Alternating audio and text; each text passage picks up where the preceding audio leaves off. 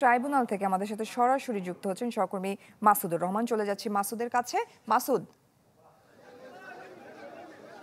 আপনি দেখতে পাচ্ছেন জয়ী যে একে একে আসামিদেরকে হাজির করা হয়েছে। আইনমন্ত্রী, সাবেক আইনমন্ত্রী আনিসুল হক, যিনি গত 12 বছর আইন মন্ত্রণালয় চালিয়েছিলেন, তিনি আছেন।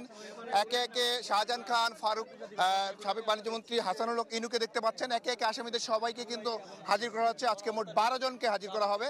আর দুইজন অসুস্থ, একজন আব্দুর রাজ্জাক সহ মোট 2 জন অসুস্থ রয়েছেন।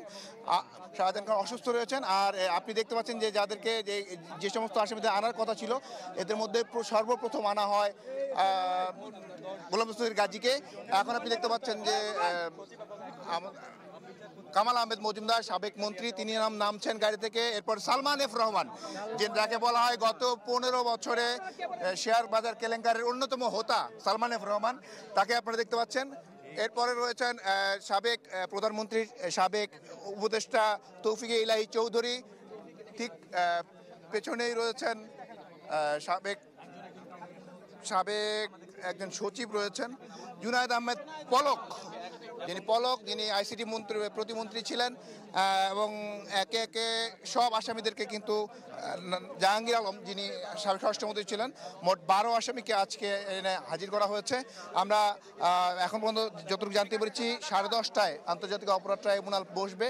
এই ট্রাইব্যুনালে এরপরে যে নিয়মিত প্রথম 1 নম্বর মামলা হলো শেখ হাসিনার মামলা, শেখ হাসিনার গ্রেপ্তারি পরোয়ানা সংক্রান্ত যে মামলা, সেটির বিষয়ে কথা তারা বলবেন। এটি শেষ হলে এরপরে 2 নম্বর মামলা হিসেবে যে 12 জনকে হাজির করা হয়েছে, এদের প্রয়োজনীয় আনুষ্ঠানিকভাবে যে গ্রেপ্তার দেখানোর প্রক্রিয়া, আনুষ্ঠানিকভাবে গ্রেপ্তার দেখানোর প্রক্রিয়াটি সম্পন্ন হবে। আর আমরা প্রসিকিউশন সূত্র যেটা জানতে পেরেছি, সেটি হলো যে তারা যেটি করবেন আজকে, তাদের পক্ষ থেকে বলা হবে যেন তদন্ত সংস্থার বিষয়ে যে জিজ্ঞাসাবাদের বিষয় সেটি রয়েছে। তো আজকে আসামি হাজিরের মধ্য দিয়ে আন্তর্জাতিক অপরাধ ট্রাইব্যুনালে প্রথমবারের মতো হাজির করা হলো আসামিদের, এবং এর মধ্য দিয়ে বিচার প্রক্রিয়ার যে আনুষ্ঠানিকতা সেটি কিন্তু শুরু হয়ে গেল। এবং আমরা একটু জানতে চেষ্টা করি, যেন মাইনুর রহমান, আপনি কার পক্ষে আছেন?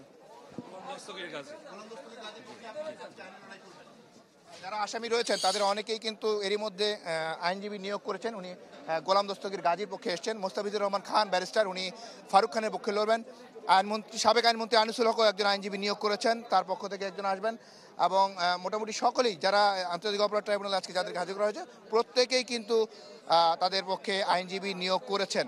তো জয়ী, আন্তর্জাতিক অপরাধ ট্রাইব্যুনালের যে গত কয়েকদিনের যে কর্মযজ্ঞ, সেটির প্রথম প্রাথমিক সূচনা আজকে হলো। এবং আজকে থেকেই বলা যায় যে আন্তর্জাতিক জুলাই আগস্ট গণহত্যা, বৈষম্য বিরোধী ছাত্র আন্দোলনের যে আন্দোলন হয়েছিল, এটি কেন্দ্র করে যে গণহত্যা চালানো হয়েছিল, সেটির যে আসামিদের আজকে হাজিরের মধ্য দিয়ে বলা যায় যে ট্রাইব্যুনালের যে আনুষ্ঠানিকভাবে ট্রাইব্যুনালের যে কার্যক্রম সেটি শুরু হয়ে গেল এবং বিচার প্রক্রিয়া শুরু হয়ে গেল। এরপরেও কিন্তু আগামী পরশুদিন 20 তারিখেও কিন্তু বেশ কয়েকজন সাবেক পুলিশ কর্মকর্তাকে হাজির করা হবে। সাবেক আইজিবি সহ, এনটিএমসি সাবেক মহাপরিচালক সহ মোট বেশ কয়েকজনকে হাজির করানোর কথা রয়েছে। আমরা আরেকটি তথ্য জানতে পেরেছি, সেটা হচ্ছে গতকালকে এনটিএমসির মহাপরিচালককে কিন্তু 6 ঘন্টা জিজ্ঞাসাবাদ করে তদন্ত সংস্থা, প্রথমবারের মতো কোনো আসামিকে তদন্ত সংস্থা জিজ্ঞাসাবাদ করেছিল, এবং তিনি কিন্তু সেখানে মুখ খুলতে রাজি হন নাই। তেমন তথ্যই আমরা জানতে পেরেছি। তাকে আরও জিজ্ঞাসাবাদ করা হবে বলেও সেটি একটি আবেদনও পরবর্তীতে তদন্ত সংস্থা করবে। আমরা জয়ী, এই যে গণহত্যা, জুলাই আগস্ট জুড়ে যে গণহত্যা, এটির বিচারের যখন 5ই আগস্ট শেখ হাসিনা সরকার পতন হলো, এরপরে কিন্তু আনুষ্ঠানিকভাবে এই ট্রাইব্যুনালে কিন্তু বিচার কাজ যে শুরু হওয়ার কথা ছিল সেটি শুরু হয়েছে। এরপর 3 বিচারপতি নিয়োগ করে আজকেও সেই 3 বিচারপতি নেতৃত্বাধীন বেঞ্চ আজকে আদেশ দেবেন যে এদের আনুষ্ঠানিকভাবে গ্রেপ্তার দেখানোর পর বিশেষ করে শেখ হাসিনার গ্রেপ্তারি পরোয়ানা রেড অ্যালার্টের বিষয়টি, সেটি আনুষ্ঠানিকভাবে আজকে জানানো হবে। পুরানো দিয়ে নতুন নিতে আজই চলে আসুন আপনার নিকটস্থ ওয়ালটন শোরুমে।